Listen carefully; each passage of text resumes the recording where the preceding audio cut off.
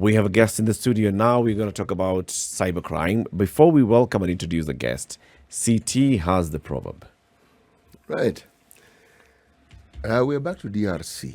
Mm-hmm. He who does not like chattering women must stay a bachelor. He who does not like chattering women. Yes. Must stay a bachelor. Yes. Okay. Explain. You know, I didn't write this proverb. Yeah, so you explain it. I think chattering here is being used figuratively in that women don't just chatter. Human beings don't just talk. They do other things. But I think what they're saying is somebody who does not understand how women go about their business, but thinks of women with reference to how men think and what men like, that person will not marry. No? No, they will not. They may make attempts at it, but it will most certainly not work. No, it won't work. Aye. Because for it to work, you need to take a pause, take a deep breath, and figure out how it is that women go about their business, how they think, how they reason. But if you take the view as a man that your perspective is what must be used as the rule book, then sorry, not going to work. So some men consider getting an opinion from a woman as chattering. Not only chattering, they consider it to be a complete waste of time. It's a nuisance. Yes, and yet that's the thing. They miss the point completely, because that very opinion that you may be dismissing is what you need, because it's an alternate opinion that you personally cannot arrive at a man because of the way you look at things. Okay. Yes. So the chattering here is in the context of, in the interpretation of this man, the woman is chattering. And so the proverb is telling you, if you don't like that, what you consider chattering, then you must not marry. Yes. Within If that, you do Because not you're going to want- get a full load of it should you get married. Yeah. Yes, exactly. If you do not want a second opinion, if you don't want input from your partner, Yes. then and if you by don't want yourself. it, Don't get a partner. and if you don't want it delivered in the manner that is being delivered, then you're going to have a problem. Neil Walsh is a regional representative at the United Nations Office on Drugs and Crime for Eastern Africa. Neil, good morning. Good morning. Thanks for having me. Welcome to Kenya's biggest conversation, Thank you. the hot seat of the Situation Room. Great. It's so nice to be here. Thanks. When you hear that proverb from the DRC, does it make sense to you? Do you relate? Oh, as a diplomat, I think that's going to be the most diplomatic answer ever, which is I didn't hear a thing there. Or I'll refer you to my wife. Might be a safer answer. Okay, nicely played. Neil, what is this United Nations Office on Drugs and Crime? So thanks again for having me. And I know we're live across 7 counties in the country. I really appreciate that. We are the part of the UN that helps cops, prosecutors, judges, intelligence officers to do their jobs better, to try and understand what the threat looks like, to try and help how to investigate, how to give them skill sets, not just in Kenya, but around the world. And I'm lucky enough to have a team of nearly 200 people that cover Eastern Africa. And it's across all the different types of crime: terrorism, drug trafficking, weapons trafficking, child abuse, you name it. That's what we're good at doing. So what do you do? I mean, the police, we have a national and independent police service in Kenya, and they know what their job is. Mm-hmm. Their job is law enforcement and fighting and tackling crime. And they know the definition of crime. They know whether it's petty crime to the grand crime. Yep. Okay. So what do? You come and remind them what this is? So our work is looking at transnational, international organised crime, counter-terrorism, and helping states to build even greater skill sets at taking on the biggest challenges that we face, the most difficult criminals and terrorists that we face. A lot of that's helping to work between countries. So you've got really capable investigators and prosecutors and judges in Kenya. How do we help share that evidence, share that intelligence with other countries in the region, around the world, to help get the evidence you need to put the people that harm you most into prison? Interesting. Are we looking at a cross-board here? Yep. Because this year, and maybe now going towards the end of last year as well, we saw a lot of heavy engagement then when it came to keeping children safe online. Yep. But then now here we are talking about, more interconnected, more intertwined crime that takes place on the internet, going as far up as terrorism and things like this. So, I mean, it starts where you're talking about, stalking children on the internet to things like, rape and abuse and things like this. And then as far as terrorism, so are we going across board? Exactly. And it's all of these are blended threats now. And to give you a sense of scale of the threat that we look at, before I joined the UN, I was a cop for nearly 20 years. And 20 years ago, looking at the threat against kids, online, offline, it was relatively low. To give you a scale of this now, there's an organisation in the US called the National Centre for Missing and Exploited Children. They receive reports from the online service providers, the Googles, the Microsofts, the Facebooks. And last year, of child abuse material on the internet, they received 30 million images or 30 million reports.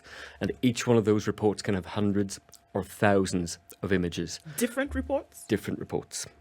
Okay, so 30 million in one country from their service providers in the US. If you start to look at that around the world, you start to get a sense of the scale of the threat that we face and that our children face online and the devices that we carry with us all the time. So our job is to try and do something about that, because with a scale of that size, it's not a policing solution. Right. Right? You can't arrest your way out of a number like that. So it's how do you apply technology to try and make that different? How do you help kids and adults to make decisions that keep them safe? How do you make that easier for countries around the world to work together? And that's really what we're about. If we go into the detail, when we hear this a lot, the leaning is that the initial thing is that, all right, it's not that serious. I can put tags on your gadget and you'll be all right. But what are we talking about here? How dangerous are we talking about? So we get this question all the time. How do I control the device? Yeah. And we're looking at it the wrong way. It's decision making and behavior that really makes a difference. You think back to when you're a kid and your parents say, don't do that. And you instantly think, yeah, I'm going to go and do that. So it's how do we manage and mitigate that risk? We used to see 10, 15, 20 years ago for a child to be groomed, especially online, it would take weeks, months, maybe even years. Yeah. Now we see children playing live online games. So they're playing on the internet live games and they can be groomed in minutes. And it can go from no conversation with someone they think is a peer of their age. They might think they're talking to another teenage boy, teenage girl, but it's actually an adult masquerading. And that they will turn the conversation from the game into something immediately high-risk sexual behaviour in seconds. So that comes back to it. This is an education solution. This is a prevention-based solution where we help our kids, help our teenagers, help mums and dads to understand what this looks like and what we can do to actually have an impact on it. And what is it that they need to do? Just briefly. So we start first off with understanding what does the threat feel like. If someone does X, is that normal? If something feels wrong to you as an individual, you get the hair in the back of your neck standing up. Something feels unpleasant. Someone's asking you a question that's grossly inappropriate. Then what do? And it's always reminding our kids and our adults, if something happens online, you are in control. It's not the other person. You can turn it off. You can step away from it. You need to be able to speak about it. And that's why addressing taboos, talking about things like this is often really uncomfortable. And I've had that conversation with my own kids. But helping them to understand that they're not going to get in trouble, that they need to be able to seek help. That is the start of that solution, and making really good decisions online. If someone asks you to do something that you're not happy with, that you're uncomfortable with, then that's the moment to do something about it before you go down a really dangerous path.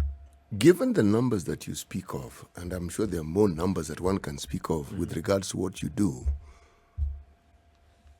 why do I get this tingling sensation and hair sort of like standing on my hand that what one may call deviant or criminal behavior seems to be on the rise?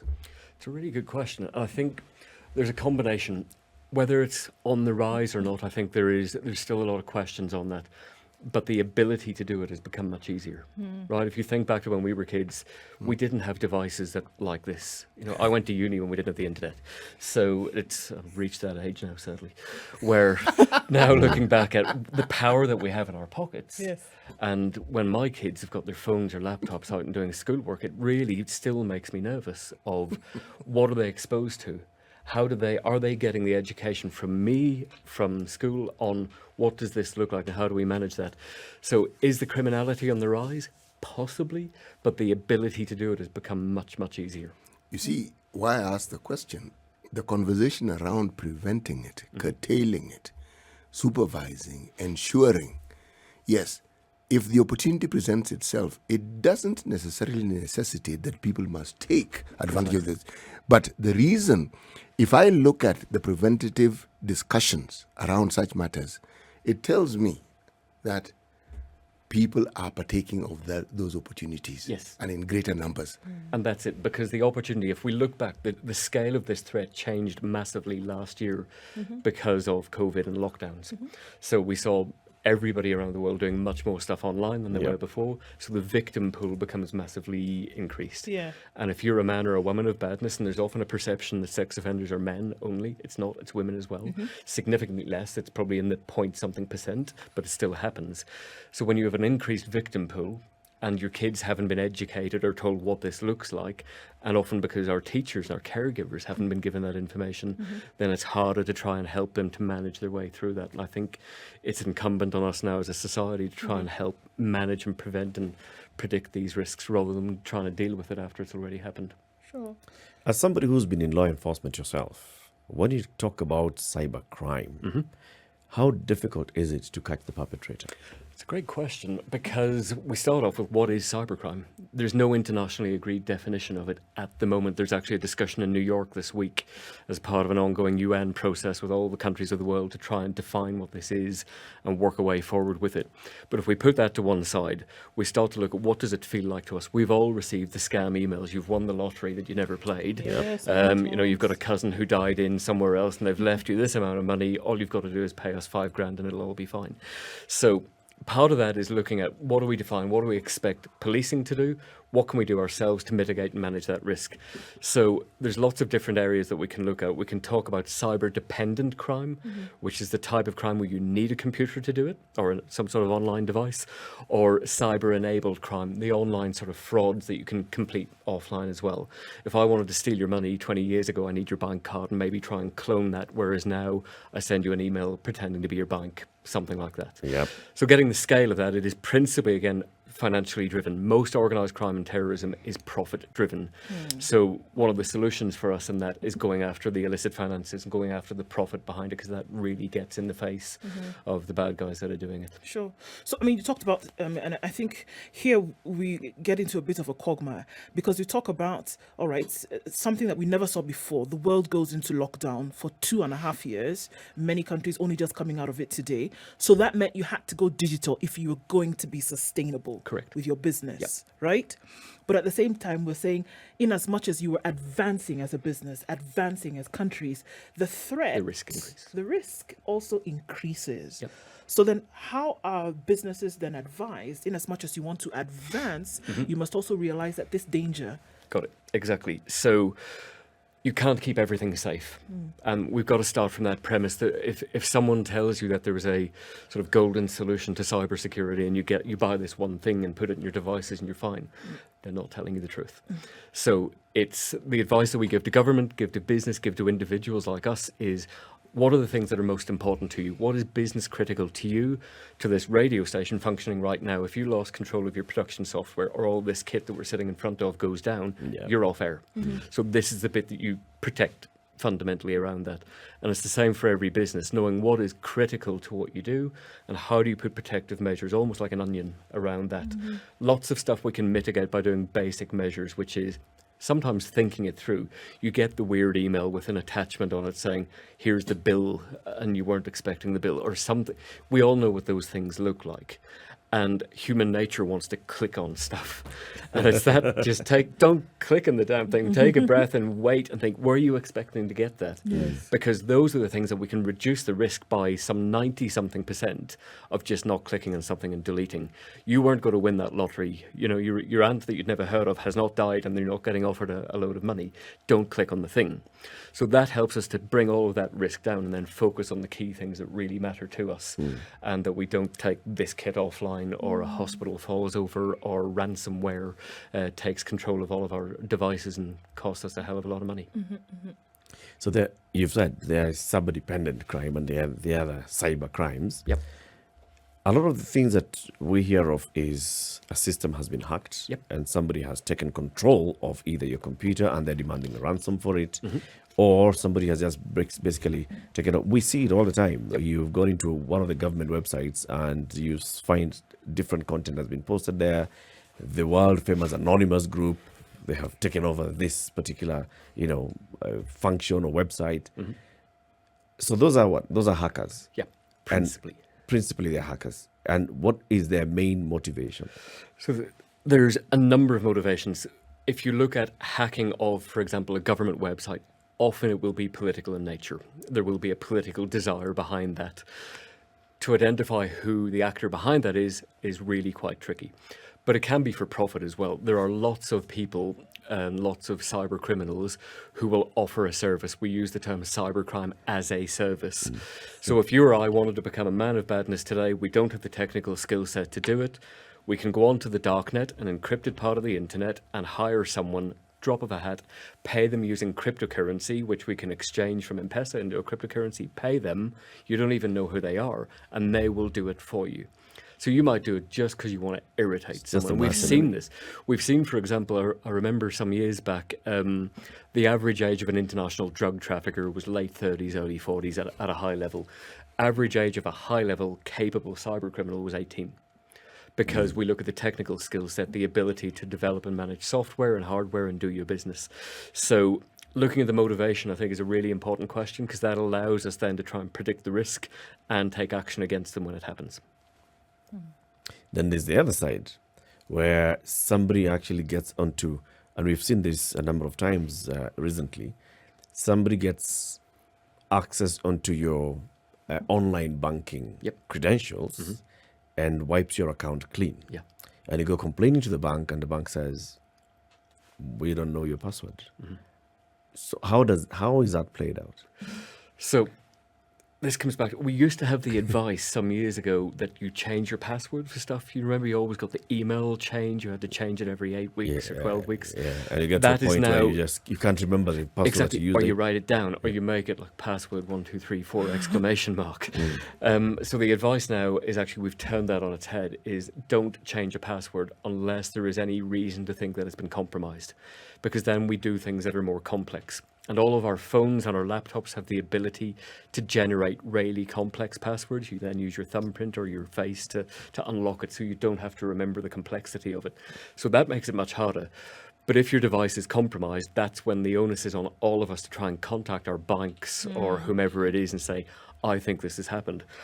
I was on holiday with my wife and kids back with my parents in Ireland 2 weeks ago, running through Heathrow Airport, lose my wallet, credit cards, MFA ID, everything gone. Everything gone. And of course, I only realise it when I'm back here, having been on the plane for 9 hours. So it's my job, responsibly, to then contact my bank straight away and say, cancel all the stuff. So we have to apply that level of thinking of losing a wallet or a card to if you think your device has been compromised. And the key thing there is, it's obvious, but not sharing passwords. Or not reusing passwords across multiple different services. So if you have the same password for your email, for your bank, for your life, that's really increasing your risk.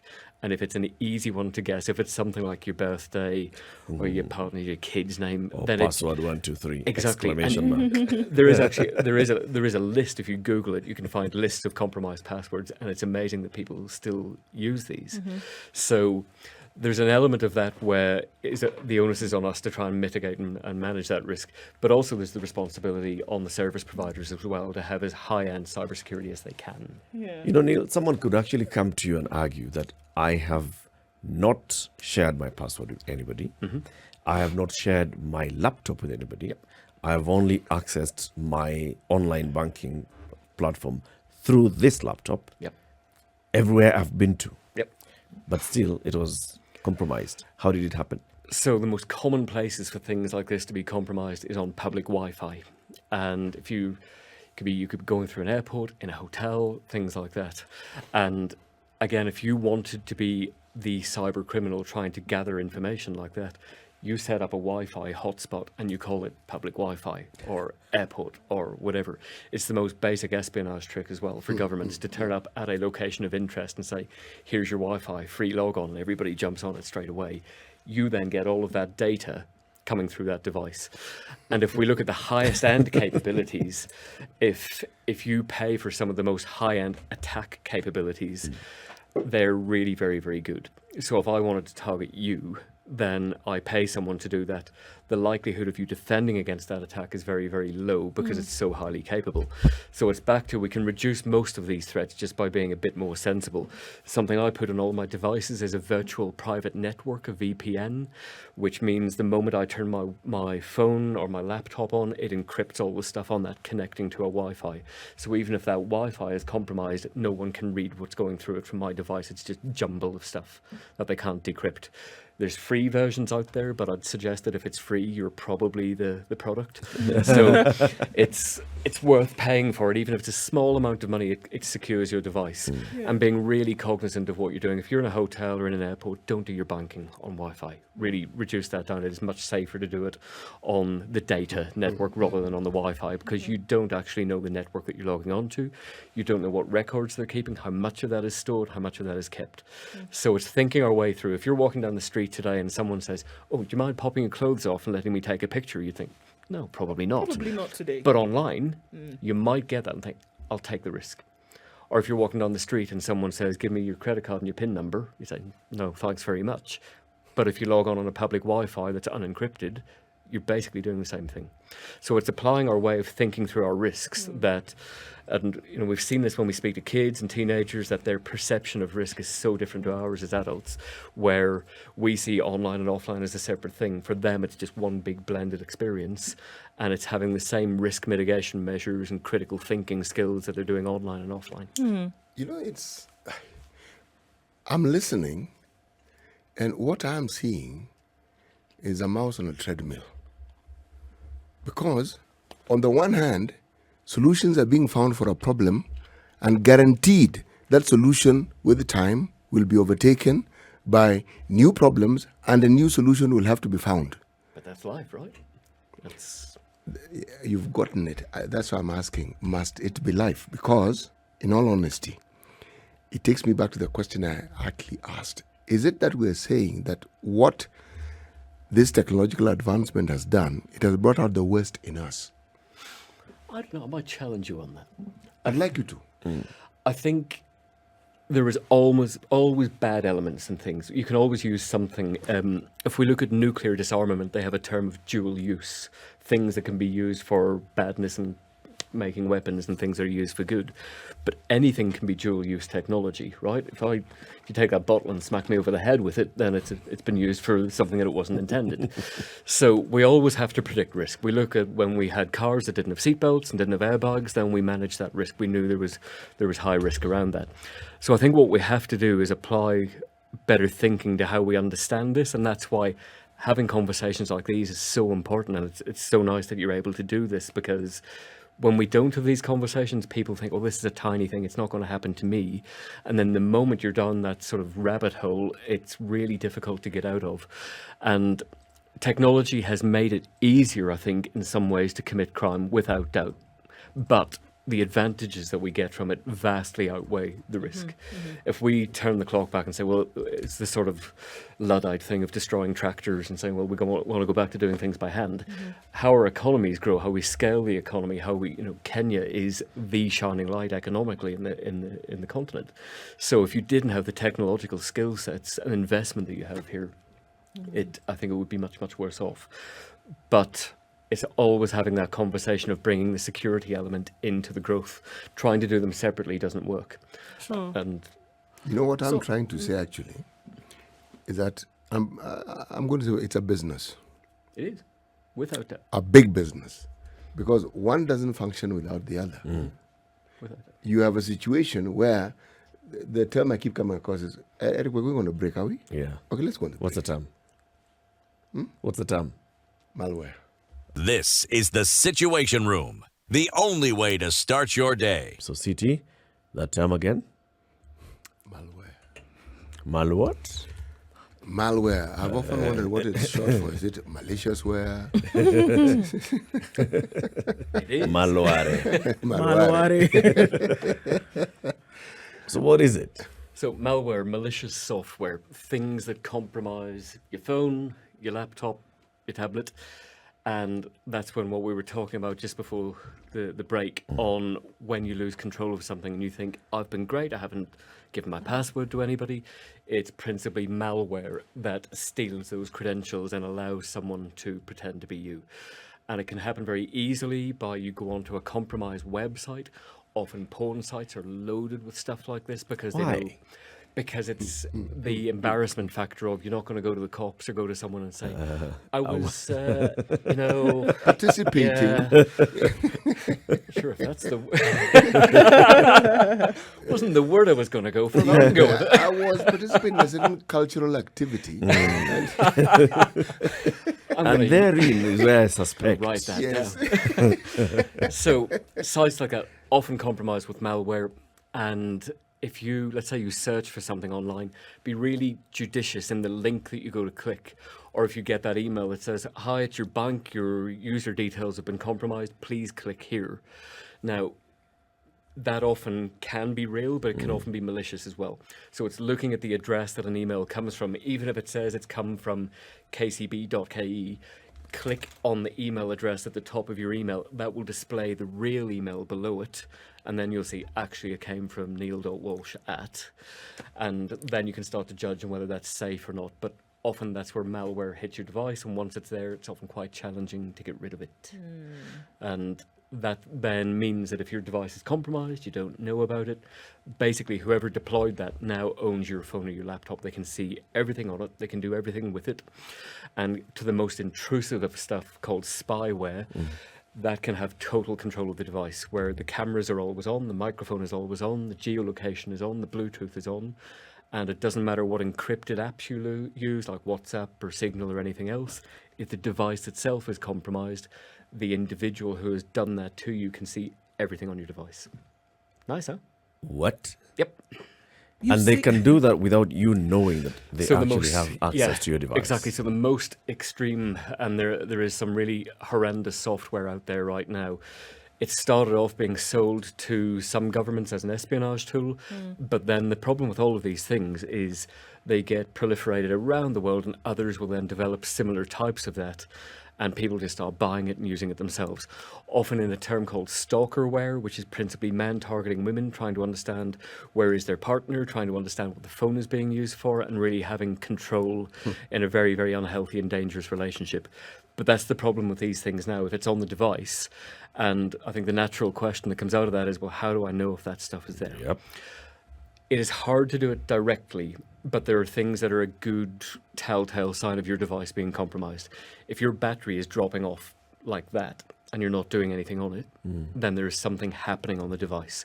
If your phone is hot, if you're sitting with a laptop or a desktop computer, you hear the fan whirring on it because it's running something, but you're not doing anything outside of the ordinary, something is happening on that device. So that's when, if you feel something like that, there's a number of different actions you can take, and it depends on the type of phone you have. For example, if it's an iPhone or an Android or something else. But the way of getting rid of most of this stuff is doing a factory reset. Now, I know that's a pain in the bum because you lose everything on the device. And not resetting the device from a cloud backup, because if the device is compromised, it's also on the cloud. Ooh. So you might have to do a full reset, which is why having a backup of your photos and any of the things that are really dear to your heart, have it on cloud, certainly. Have an offline copy as well. Because that way, if you have to crash everything and start again, you've still got the things that you care about. But these are the things that compromise devices now and what we have to be aware of. Most of us will never face stuff like this, but some of us will. And by understanding what the activity, what the behavior on a device looks like, then we start to understand it. And I think it's back to your point earlier of why is this happening? Is it because there is more people doing it? There's more people with skill set to do it now than there was before, without doubt. And the ability to do things and commit crime like this has become easier for those with capability and harder for government and law enforcement to defend against, because the techniques and the technologies are so difficult. So it's a more broad threat landscape, but we can do things about it, which is back to those important things of not clicking on stuff that we don't expect to see. Hey, this isn't the wild, wild west. This is the horribly horrible wild, wild west. Now, if that is the reality that you describe, what then becomes of a financial tool that is referred to as cryptocurrency, which apparently is a child of this very, very system that we are speaking of? So cryptocurrencies, for those who have never heard of them before or used them, are a way of moving value. But it's not centralized. There's no central bank in the middle of it. There's no person or company involved. And might surprise you, Kenya is the world leader in peer-to-peer cryptocurrency sharing, which Say that means again, if I had cryptocurrency and you have cryptocurrency and we're sharing it with each other without going through a third party, Kenya is the top country on the planet in sharing value. Top as in number one globally. Globally. And you are number 5 in the world in the volume of cryptocurrencies that are used and shared. What does that mean? So that means that in people, all the countries so we are on Earth, trading, City and volume I of trade using proper currency, and we use M-Pesa and cash. Yep. There are people in this country who are using crypto to trade. Exactly. So you've got the study I looked at just this morning coming down is 8.5% of Kenyans own cryptocurrency. 8.5%. 8.5%, and that's significantly more than the rest. So of the world. now, when you talk about the position that Kenya holds, is it in terms of the number of people, or is it in terms of the value that they keep It's it? the value. So it's the value and the number of trading. So on the number one bit of sharing between individuals, that's the number of people doing it. And the value places you at number 5 globally in moving cryptocurrency. So you're saying the value of the cryptocurrency that finds its way into Kenya and does its merry-go-round in Kenya, in terms of value, even if you were to place it against a certain currency, we are number 5. Correct. Yes. And that's the volume that you're moving into and out of the country. And to give a sense of this, Bitcoin is the one that most people have heard of. It's still the most popular. 1 Bitcoin, as of this morning, would cost you 2.6 million shillings Sorry, to buy. you just repeat that so that I can absorb it. 1 Bitcoin is equal to? 2.6 million shilling.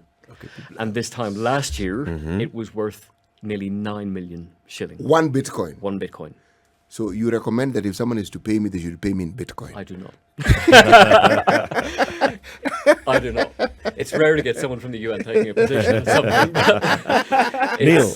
So all that glitters is not gold. So why? Okay, number one, when we say that Kenya leads in terms of peer-to-peer cryptocurrency transactions, Yep. what is it within country or peer-to-peer? It can be anywhere Somebody around the world. in Kenya So it's- with somebody in the world, but there's Through a Kenya. There will be a person or entity in Kenya that is taking and receiving. So What kind of trades are this? So we see individuals using it, people just wanting to share value. So if you look at, you could be using a mobile money and that you get charged for every transaction that you make. Yeah. Cryptocurrency doesn't necessarily have that charge, or it's much, much smaller. But I think what really encouraged and attracted people to using it was the exchange rate of Bitcoin was crazy in the past couple of years. It's existed for just over 9.5 years. When it started, it was in dollars, $150 for 1 Bitcoin, and now we're at 29,000 today. Last year was 70,000 US dollars. So people investing in that had the potential to make enormous amounts of money very, very quickly. And I think that's where we see a massive risk as well, because this is volatile. People have heard cryptocurrencies described as simply another currency. It's not. It's like gambling. You have no idea how the chips are going to fall for you, because the moment someone, let's say a popular celebrity, tweets something about it, and you can see the exchange rate plummet in And you seconds. must it in different kind of languages. Yep, exactly. So the risk around that is enormous. We've seen people around the world, this has happened in Kenya, but every country where cryptocurrencies are used, losing enormous amounts of money to scams where they think they're investing in a real cryptocurrency. There's 20-something thousand cryptocurrencies in existence. So let me ask this question. So what is a cryptocurrency really? It's ones and zeros. It's digits. It doesn't exist in real life. I couldn't physically give you one right now. Right? I couldn't print one off and give it to you. It's like when you move money between banks, okay, you don't see the cash physically moving. No, you don't.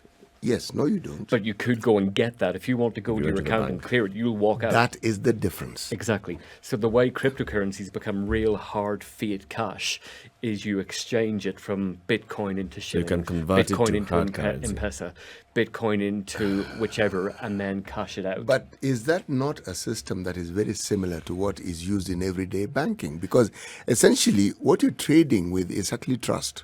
Right. So, and the challenge with the trust element of this is, and this is where we see it go wrong, cryptocurrencies by design are decentralized. There isn't a central bank in the middle of it. So if you lose it, or the person that you were exchanging with runs off with it, that's it. There's no How do you get regulator, no recourse? police, no. How do you can go to the police certainly, but trying to then identify where was this, where did it happen, and then how do you get that back? And before I moved to Nairobi in December last year, I lived in Vienna in Austria, and I had my 4 kids at an indoor trampolining birthday party, which really on reflection was not a great idea. It's 40 degrees outside, the sweat's dripping off the ceiling, it's 120 decibels.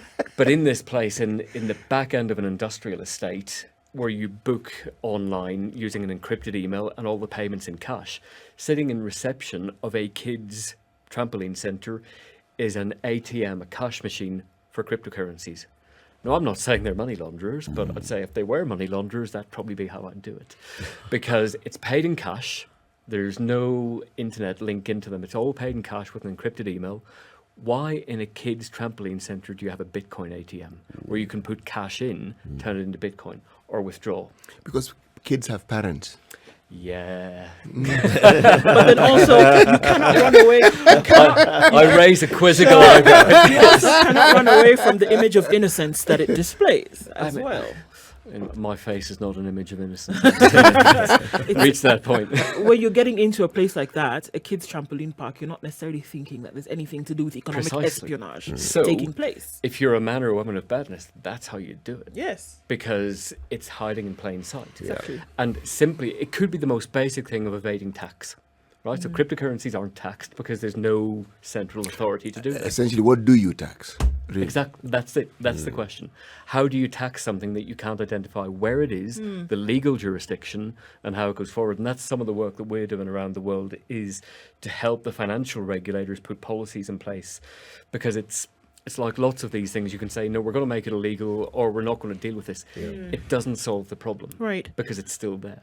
Neil, so then looking at the work that the UN does and is doing, how then do you deal with the sheer magnitude, the spectrum from, children on the internet to, cryptocurrency who may or may not be, and then dealing with terrorism? I mean, at the very furthest end of the spectrum. How are you dealing with all of this on a daily, So there's two ways basis? of attacking this. First off is conversations like this with government, with investigators, with intelligence officers, help to build that skill set. The biggest problem I face, that out of the UN's core budget, I get $0. So I have to bid, I have to go to other governments and say, will you fund our work to allow us to do this? Because that keeps Kenya safe, keeps Uganda safe, Tanzania, wherever we're working. It also keeps those donor governments who support us. But I think it should be much broader than that. You look at internet service providers, you look at telecoms companies, banks, they should be investing in this because it protects their investment. And then we have to be doing this much more in schools. This is principally a conversation that has to start in education from the first day your kids are in school, to understand what swiping across a device looks like and understanding the risk that goes with that, but also building the law enforcement and the legal response to this. All of this is a full spectrum effect at hitting the problem. But I said earlier on, crime and terrorism are principally driven by profit. So we need to be able to identify where the profits are made, how they're cashed out, and how we have impact against that. Because when I was a cop, when I spoke to criminals and they didn't necessarily know that I was a cop and it was more of a covert role, they didn't really care about going to jail. It was an occupational hazard. Right? They know they're going to go to jail at some point. But when you take their money off them, that really irritates them, and it's disruptive. Because if I'm a drug trafficker and you're a weapons trafficker and we both rely on you to launder our money or to move our cash, and you lose that, and that's publicly displayed, then that trust is gone. Gone. And how do we get the expertise to move this? And how do we do that? So it's hitting the money, seizing it, restraining it, recovering it, then having policy and legislation in place to put it back into the licit economy, so that you take money out of crime and terror and you put it back into the government. Okay, so looking at that and looking at crime and terror, for just on those two for a minute, oftentimes when we read about, you know, the antics of terrorism, and they used to say that, you know, you knock off one cell and 50 others have grown when you cut off that one head. So in terms of mitigating response, is there enough, or is there capacity to be able to, you know, once, because these things are coming up 10 years ago, a lot of the stuff that we talked about today didn't even exist. Exactly. So in terms of the expertise or the mitigating response for these things that are coming up in terms of crime on the internet, terrorism, money, etc., is there enough in terms of a response to the vices that are coming up? So you can always increase the response, right? There's never going to be enough of law enforcement to deal with the threats. Kenya has very, very... Is there enough capacity? Yeah, so Kenya has very good skill sets. I think if we look across DCI, across the prosecutors, across the judicial system, across NIS, they've got really good skill sets. What we can offer is to enhance that and grow that if I get funded to do that. But it's not just about looking at your own country, because these threats come from outside the country as much as from within. So we have to get equity around the world, that if you have a threat that, I don't know, 10 years ago you said it's from a country next door, but now it might be from 10 countries away on the other side of the world. We have to have equity and legal reciprocity in doing that, where you can share intelligence and evidence quickly and efficiently. And that's where some of the challenges are that we see. If I, for example, was back in investigation land and I seize my own iPhone 12 and have to download it, how long does that take? How long does it take me to find the evidence on that?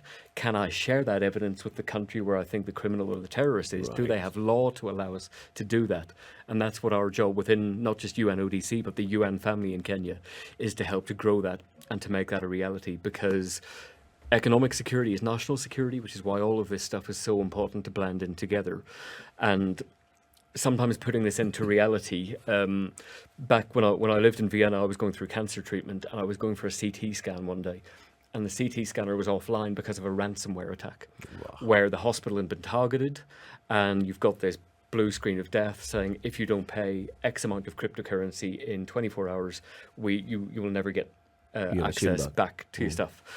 And the advice that we give is don't pay, okay? It's a fundamentally dishonest relationship. It is someone who you don't know promising to give you back access to something if you pay them, and there's no guarantee that they do it.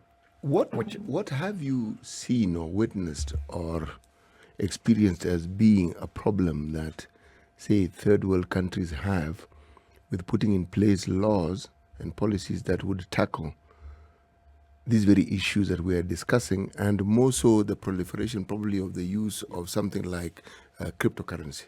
So, really insightful question. And I think the biggest challenge we see are countries that say, this ain't a big problem for us right now, this is a future threat. I remember speaking with a government a few years ago who said, this is not a problem for us. Okay, first off, our people wouldn't do this. We're not like that.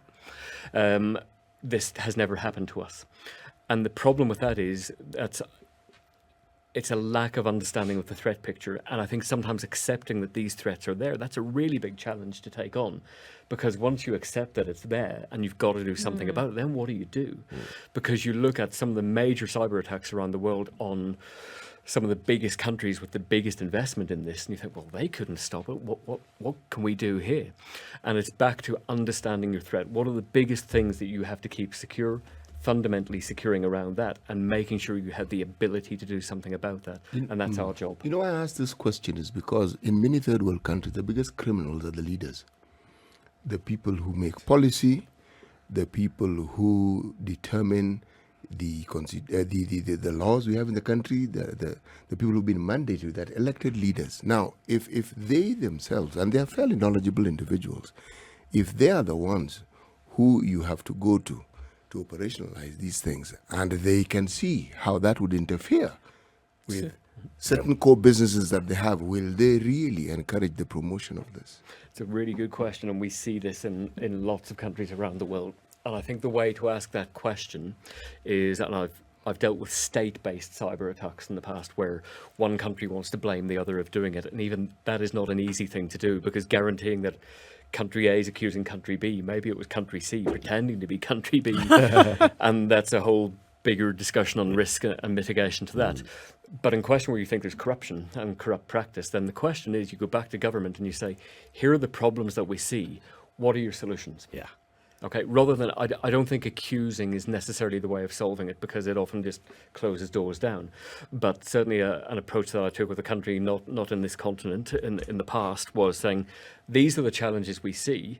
Some are saying that it's originating from you. I'm not saying that, but we do seem to see that it's coming through your infrastructure. What can you do to be part of the solution?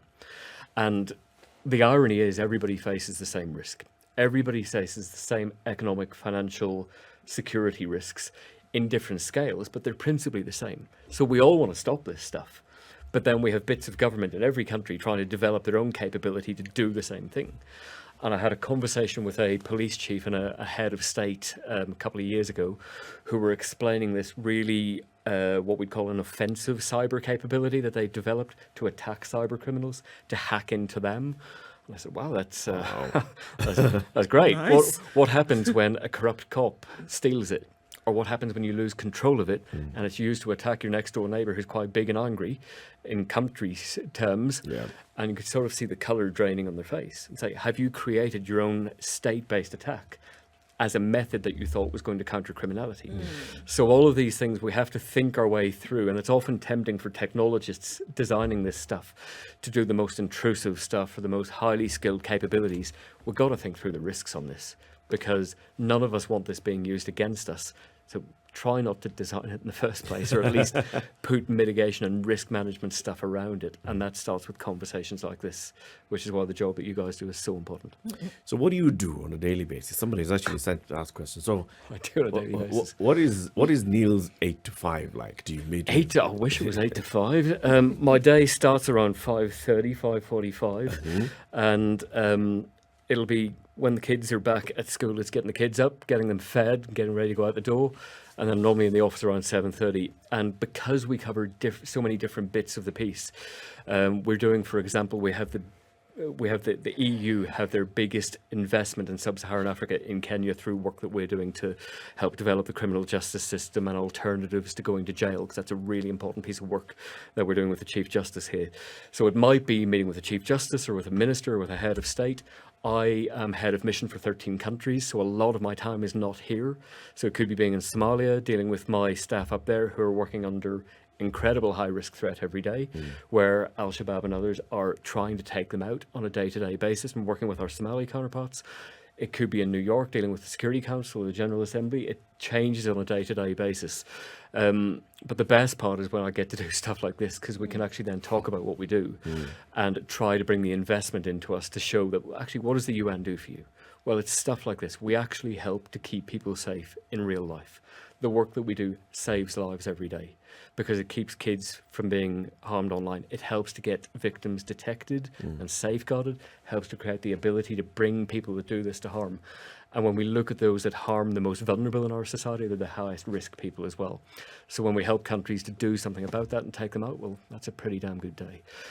And then going home, eventually, then I'll usually get home, cook the dinner, or Mrs. Walsh will have done that, get the kids to bed, and then I have to do another 2 or 3 hours work each night, normally before bed at around midnight. And then up at 5 again. And then up at 5 again. Okay. And this is a job you actually applied for. Yeah, I'm really lucky. I've had cancer twice. I've had a cardiac arrest. I've had brain hemorrhages. I've been close to death on so many occasions. The fact that I get to do stuff like this every day, I'm bloody lucky. So you take the moment that you've got and the opportunities that you've got, and to get to live and work here, I'm a very, very lucky boy. All trying to make That's the world a better true. place, indeed. Yep. Neil, thank you very much for joining us today. Thank you all very much indeed. Neil Walsh is the regional representative for Eastern Africa at the UN Office on Drugs and Crime. We've been talking about tackling cybercrime and how we all can stay safe online. Part of our Justice Thursdays conversation, this time approaching it from that perspective. We'd love to have you back. Love to. Thank you so much. This is the Situation Room, the only way to start your day.